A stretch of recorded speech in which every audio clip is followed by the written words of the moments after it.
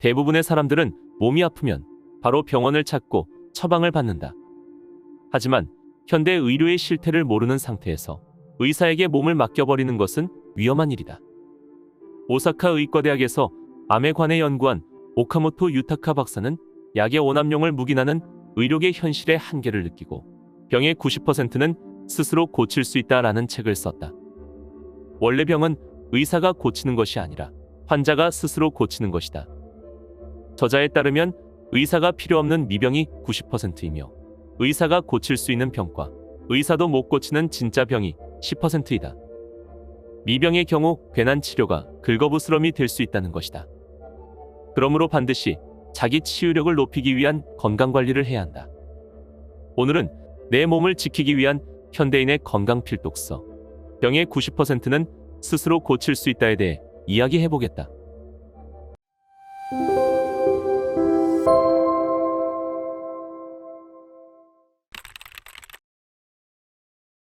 의사가 치료하는 환자의 90%는 의사가 치료하든 치료하지 않든 낫는다. 처음부터 의사가 치료할 필요가 없었다는 뜻이다. 그렇다면 의사들은 도대체 뭘 하고 있는 것일까? 말할 것도 없이 우리 의사들은 불필요한 일을 하고 있다. 의사가 미병을 진료하면 대부분의 의사는 약을 처방하게 된다. 그런데 이런 약은 일시적으로 증상을 해소해줄지는 모르지만 근본적으로 치료해주지는 않는다. 게다가 약에는 부작용이 따르기 마련이다. 애초에 병의 90%는 결국 자기 치유력으로 고치게 된다. 진짜 병이라는 것은 예를 들어 재해 외상과 심장질환, 중증 부정맥, 뇌혈관 질환, 암, 소아암, 자기면역 질환, 유전자 이상 등이다. 이런 질환은 적어도 본인의 힘만으로는 어찌할 수 없거나 의사들이 진지하게 도와주면 좋은 결과를 기대할 수 있다. 자기 치유력으로 고칠 수 있는 미병은 고혈압, 고지혈증, 통풍, 요통, 알레르기, 아토피 등이 대표적이다. 다만 미병도 적절히 대응하지 못하면 생명을 위협하는 중병으로 발전하는 경우가 드물게 있다. 그러므로 미병 단계일 때 재빨리 눈치채서 스스로 고칠 수 있는 동안에 고쳐야 한다. 하지만 모든 일에는 예외가 있듯이 미병에도 의사를 찾아가는 편이 좋은 경우도 있다. 그것은 마음의 안심을 얻을 수 있는 경우다. 환절기나 저기압이 통과할 무렵에는 많은 노인이 몸의 이상을 호소한다. 무릎이 아프거나 허리가 아픈 일이 다반사로 일어난다. 그럴 때는 의사가 아무것도 하지 않고 그저 환부를 만져주거나 이야기를 들어주기만 해도 증상을 완화하고 불안감을 줄이는 효과가 있다. 여러분은 사실 엄청난 능력을 지니고 있는 초능력자다. 그런데도 자신의 초능력을 믿지 못하고 쓸데없는 행동을 하기 때문에 나을 병도 낫지 않거나 치유가 늦어지는 것이다. 스트레스는 과연 나쁜 것일까? 아니면 좋은 것일까? 스트레스 때문에 병에 걸렸다는 이야기가 많지만 스트레스가 항상 나쁜 것은 아니다. 스트레스 자체는 바꿔 말하면 단순한 자극이다. 스트레스는 자극이므로 살아가는 원동력이 될 수도 있는 매우 중요한 것이기도 하다. 따라서 스트레스를 너무 피하기만 하면 생기가 없는 따분한 인생이 돼버린다. 스트레스가 있기에 사람은 성장할 수 있으며 목표를 달성하는 기쁨을 맛볼 수 있다. 무작정 스트레스를 피하려 하는 사람도 종종 볼 수 있는데 그런 생활 자세는 오히려 자기 치유력을 저하시킬 수 있다. 그보다는 스트레스와 친해지는 법을 익혀 적당히 즐기면서 활용하는 쪽이 더 나은 자세이다.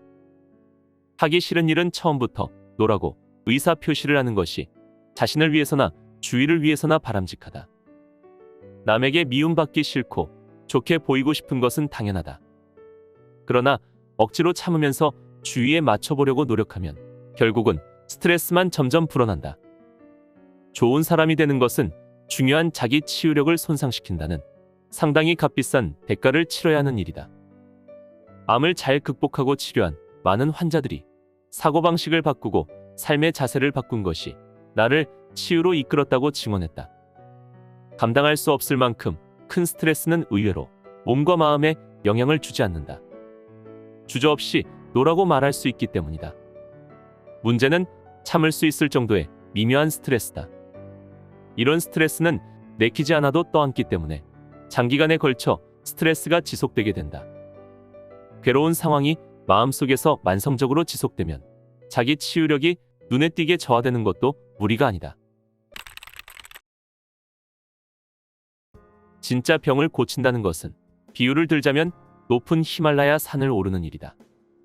자기 자신에게도 어느 정도의 기력과 체력, 지식이 필요한 것은 물론이며 팀을 편성하고 모두와 함께 공략하는 것이 진짜 병에 대처하는 방법이다. 애초에 진짜 병에 대해 주치의가 한 명이라는 것이 이상한 이야기다. 미국이나 유럽은 물론 한국과 중국에서도 팀 의료가 당연시되고 있다. 진짜 병은 온몸의 병이다. 어떤 장기 한 곳만의 문제가 아니다. 그러므로 외과, 내과, 정신과 등은 물론 대체 요법에도 해박한 전문의가 팀을 이뤄 함께 환자를 치료하는 시스템이 꼭 필요하다. 또한 병의 선고를 계기로 갑자기 병세가 악화되는 사람이 매우 많다. 사람의 미래는 예언을 한 시점에서 그 방향으로 기울어지며 그 사람의 심리에 커다란 영향을 끼친다. 말의 영향력은 상상 이상으로 거대하다. 희망이 없는 시한부 선고는 특히 잔혹하다. 시한부 선고는 타인의 데이터에 불과하며 자기 치유력을 높이는 방법을 전혀 시도하지 않은 사례가 대부분이다. 서양의학은 질병의 원인을 치료하는 것이 아닌 질병의 증상만을 치료하는 대증치료가 중심이다. 따라서 진단과 급성 감염증, 응급질환, 재해 외상에는 효력을 발휘한다. 그러나 현대의료는 만성질환에 그다지 효력이 없다. 서양의학에는 분명한 한계가 있는 것이다. 중의학은 서양의학과 반대로 응급질환에는 적합하지 않지만 만성질환이나 미병에는 효력을 발휘한다. 현대의료는 즉시 증상을 없애주기 때문에 굉장히 고마운 측면이 있다. 다만 그것으로 병이 완전히 치유됐다고 생각하게 만든다. 조기암의 경우는 그렇게만 해도 완치시킬 수 있다. 그러나 진짜 병의 대부분은 특효약이나 특효치료로 쉽게 고쳐지지 않는다. 현대의료의 커다란 특징 중 하나는 단 한 가지 치료 방법만으로 병을 치료하려는 발상이 깊게 뿌리를 내리고 있다는 점이다. 급성 감염증처럼 원인이 한 가지라면 하나의 치료법으로 대처할 수 있다. 그러나 악화 요인이 다각적이면 한 가지 약이나 치료법으로 고치기에는 무리가 있다. 항암제도 그 중 하나일 것이다.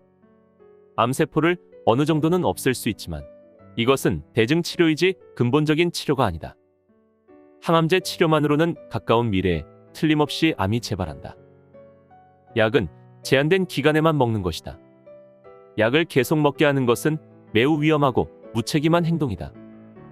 약은 확실히 자기 치유력을 손상시켜 수명을 단축한다.